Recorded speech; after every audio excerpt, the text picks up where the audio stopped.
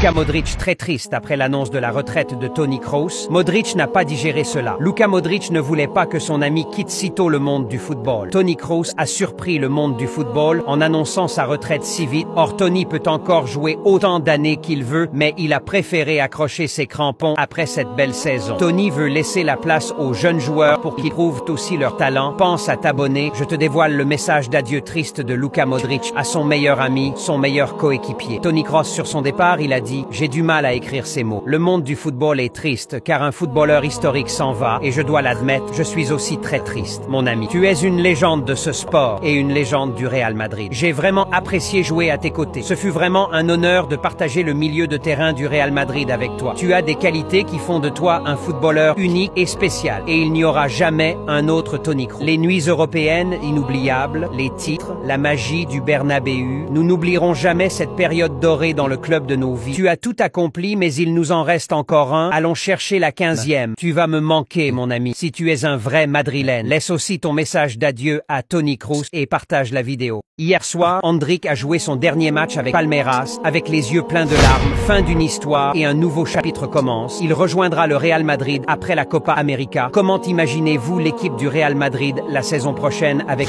Mbappé, Alphonso Davies et Endrick? Pense à t'abonner, je te dévoile le discours de Endrick sur son nouveau club, le Real Madrid. Il a dit « Je me suis tellement concentré sur mon match d'adieu avec Palmeiras que je n'ai même pas réalisé que c'était le dernier match du Real sans moi. Le Real Madrid et la Ligue des Champions sont faits l'un pour l'autre. Je crois en une autre soirée historique à Wembley. Dans une équipe gagnante, aucun joueur n'est une menace pour un autre. Le meilleur club du monde doit toujours rechercher les meilleurs à tous les postes. Toujours. Être à côté de grands joueurs et rivaliser pour un poste avec eux ne fait que pour me faire progresser, atteindre un niveau plus élevé et gagner plus de titres. Car les titres du club sont les objectifs les plus importants. Dans la meilleure équipe du monde, à chaque match, n'importe qui peut vous surprendre. Il est impossible de dire qui est le meilleur dans un club comme celui-ci. Madrid a toujours 3 ou 4 joueurs dont on peut dire qu'ils sont les meilleurs du monde. J'étais avec Florentino Pérez et Carlo Ancelotti à Madrid. Ils m'ont donné beaucoup de confiance pour mon arrivée. Ils m'ont dit qu'ils continuaient à regarder mes matchs à Palmeiras et que je serais très bien reçu à Madrid. Il a fait ça contre Leipzig, et ça contre Man City, et encore ça contre le Bayern Munich. Mais ne jouera pas la finale de la Ligue des Champions. Mais quelle injustice! Lunin a réalisé une saison fantastique avec le Real Madrid cette saison. En absence de Thibaut Courtois, il a porté le Real Madrid jusqu'en finale de la Ligue des Champions. Mais Carlo Ancelotti a décidé de lui mettre au banc le jour de la finale et faire jouer Thibaut Courtois. Les Madrilènes, vous êtes d'accord avec moi que cette finale, c'est pour Lunin? Donne ton avis en commentaire et pense à t'abonner. Je te dévoile le discours de Carlo Ancelotti sur ce sujet et sa relation avec les joueurs. Il a dit « Pour moi, le débat sur les gardiens n'existe pas. Lunin a réalisé une saison fantastique et Courtois revient à ce qu'il était avant, le meilleur du monde. Courtois reste toujours le meilleur gardien du monde, donc il jouera la finale. Pas de débat sur ça. Relation avec Modric cette saison, je n'ai jamais eu de problèmes avec Luka Modric. C'est un gars incroyable et nous n'aurons jamais de problème. Nous nous respectons beaucoup. Luka Modric est un joueur de haut niveau, l'un des meilleurs au monde. Eder Militao en finale, s'il n'est pas à 100% non, mais il est très proche de l'être. Il jouera demain. Ensuite, nous verrons. Modric et Kroos, je suis toujours optimiste, mais maintenant nous pensons à la finale. Le reste est secondaire.